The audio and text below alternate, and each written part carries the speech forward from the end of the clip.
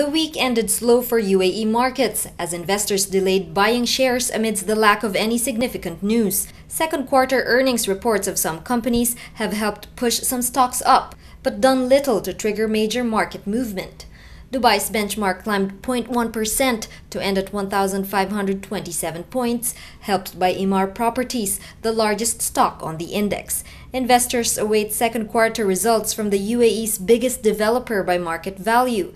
The firm's announcement that it will write off its 172 million dirham investment in government-owned Dubai Bank and progress on its projects in Egypt are some factors that could affect its profits.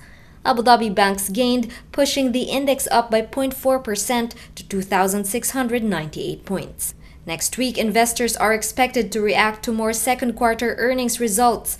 Regional market sentiment could continue to be affected by developments on the Eurozone debt crisis and the US debt plan.